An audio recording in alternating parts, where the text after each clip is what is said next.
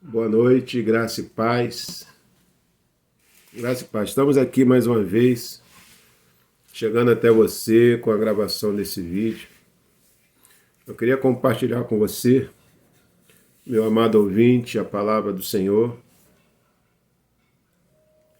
Aqui no livro de 2 Timóteo, capítulo 3, que fala da extrema corrupção dos últimos tempos.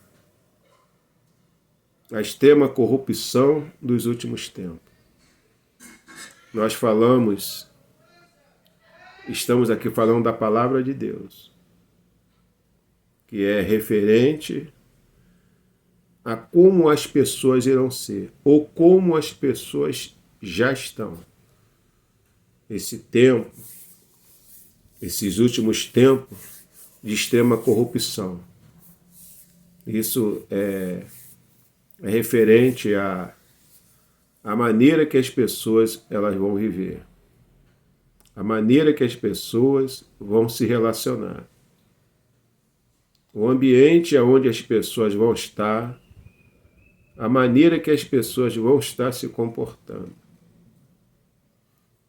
No livro de 2 Timóteo, a Bíblia nos ensina claramente, a palavra de Deus nos ensina, em 2 Timóteo, no capítulo 3,16, diz que toda a Escritura, divinamente inspirada por Deus, ela é proveitosa para ensinar. Ela é proveitosa para ensinar.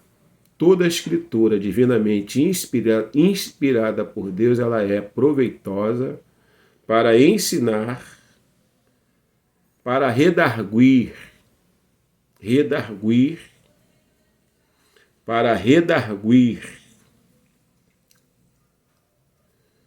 para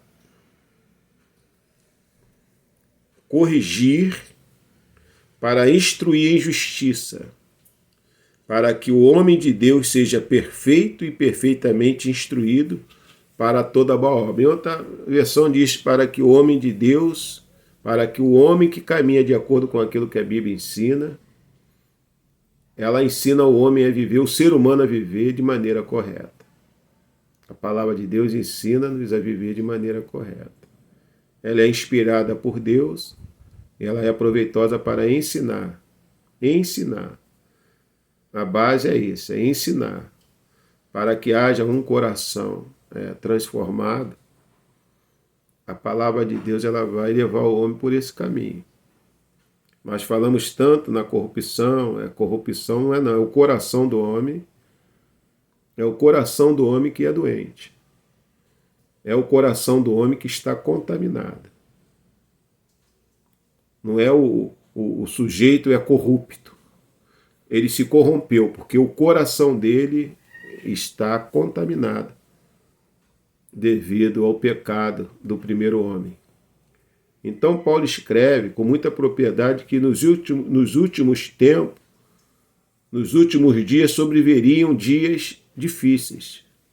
Por quê? Haverá homens amantes de si mesmo. Homens amantes de si mesmo. Avarentos, presunçosos, soberbos, blasfemos, desobedientes a pais e mães, ingratos, profanos, sem afeto natural, irreconciliáveis, caluniadores, incontinentes, cruéis, sem amor para com os bons, traidores, obstinados, orgulhosos, mais amigo dos deleites do que amigo de Deus. Então, a Bíblia está dizendo isso aqui. Os tipos de pessoa que nós estamos encontrando e que vamos encontrar cada vez mais. Se você ler comigo, se ler aí na sua Bíblia, você vai ver que são pessoas, são seres humanos, com o seu coração necessitado de ser transformado.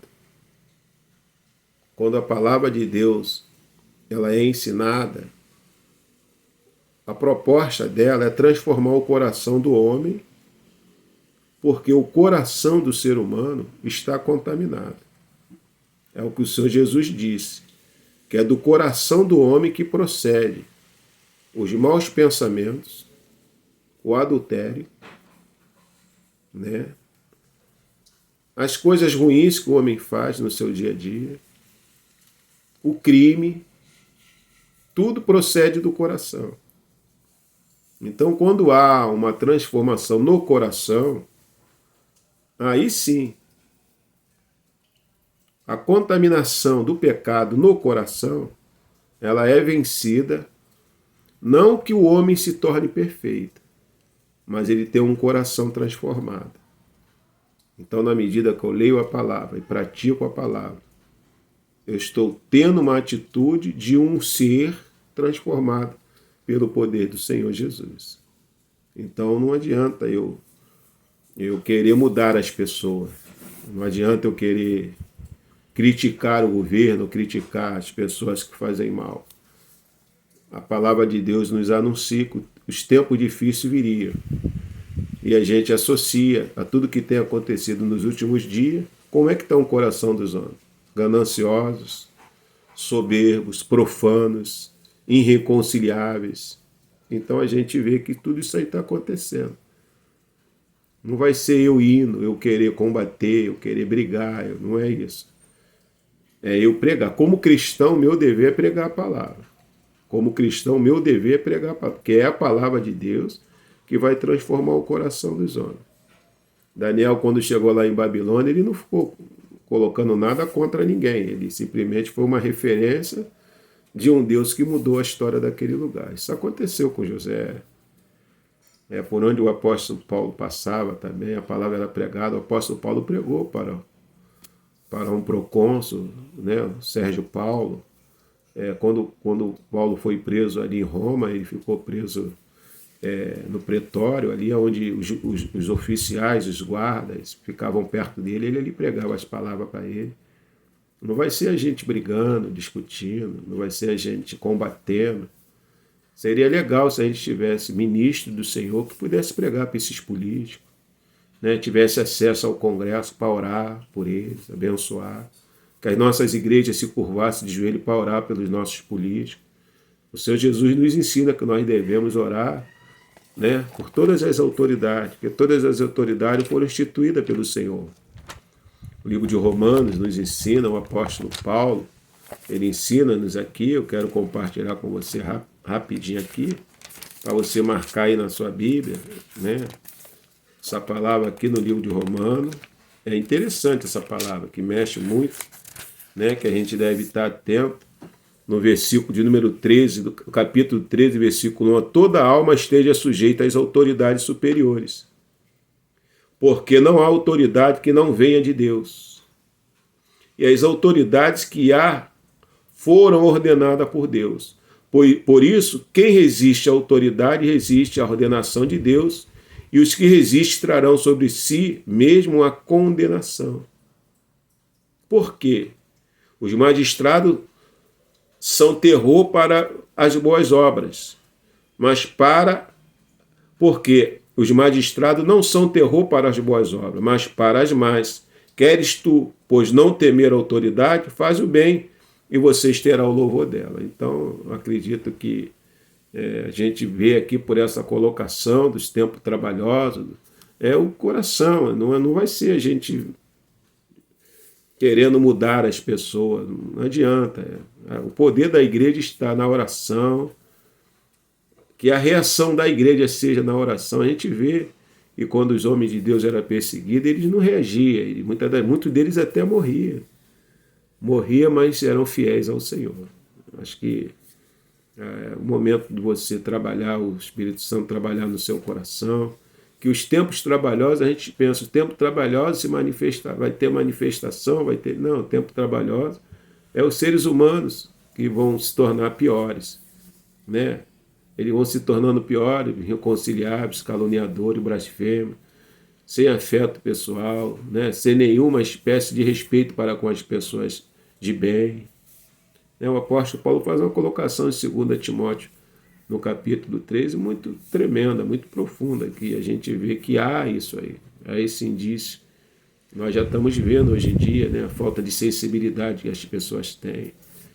As pessoas não estão respeitando mais as outras, uma falta de educação tremenda. A pessoa bebe, xinga palavrão, fuma droga, usa droga, não é isso? As pessoas andam armadas assim na frente de todo mundo, né?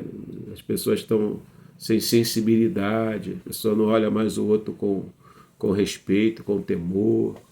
As pessoas de idade não são mais respeitadas, a gente vê pedofilia, a gente vê aí abuso contra as pessoas idosas, falta de respeito aos aposentados, isso tudo está registrado na palavra, e a gente não pode ficar tentando fazer das tripas o coração. A gente tem que estar bem consciente, temos que estar bem cônscios que desses acontecimentos a palavra de Deus está bem registrada.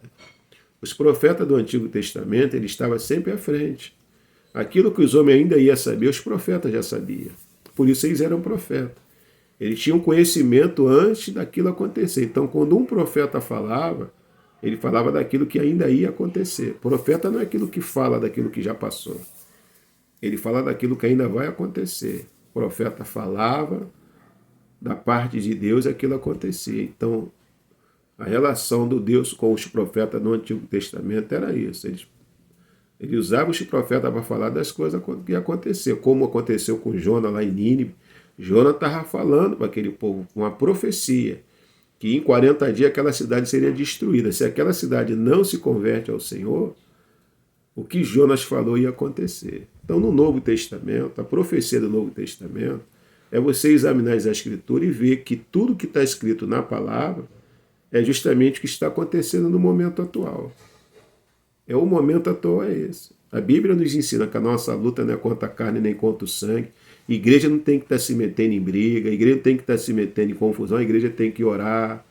Que tiver uma liberdade para pregar, prega, anuncia através da rádio, da televisão, porque o Espírito Santo pode usar um canal de televisão para pregar, para que um homem desse ouça a palavra. De repente um homem desse perde o sono, às vezes ele está com o coração arrebentado, às vezes escuta um hino. Deus tem a sua maneira profunda de trabalhar. E a gente, como igreja, devemos caminhar de acordo com aquilo que está escrito. Por isso que o Novo Testamento, Nova Aliança, é um documento.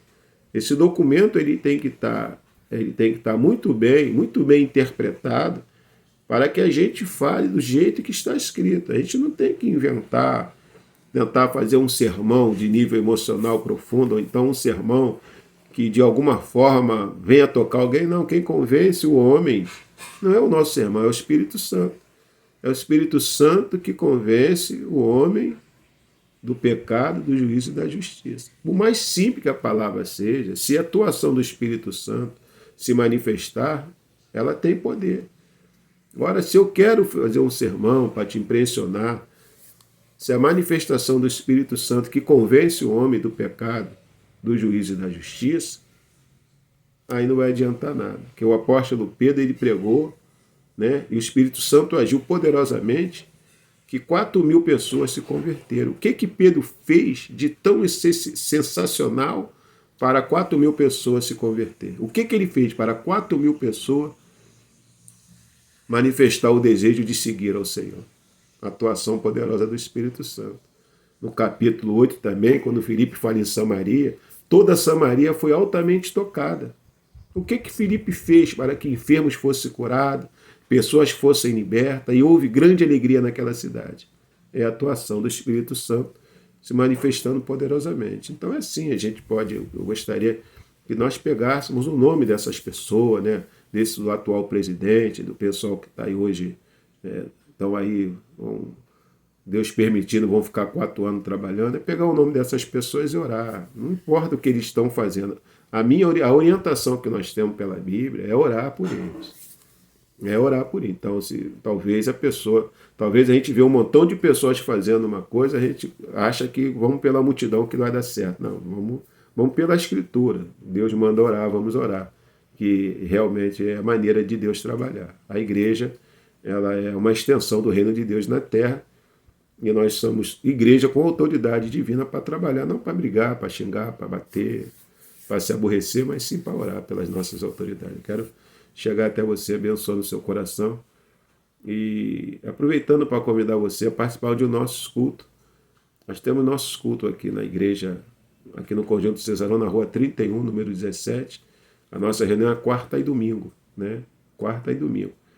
Eu também vou começar a dar atendimento de psicanálise eclesiástica. Eu também, pela misericórdia, o Senhor me abençoou com uma diplomação de psicanalista eclesiástico. Eu vou começar também a fazer atendimento aqui na igreja. Se você tiver alguma pessoa que conhece, esteja necessitando de uma orientação, de um aconselhamento nessa área aí, né, na sua área emocional, vem. Aqui, que o nosso endereço, meu telefone é 9848-39702. 9848-39702. Aqui, Pastor João Dias chegando até você. Um beijo no coração. Que você tenha uma semana abençoada. Em nome do Senhor Jesus. Shalom. Adonai. Deus abençoe. Ministério de Impacto. Vinho Novo. Buscando uma geração para ser bem-sucedida nessa terra, rumo à eternidade, que é o lugar aonde os santos vão viver. Deus te abençoe.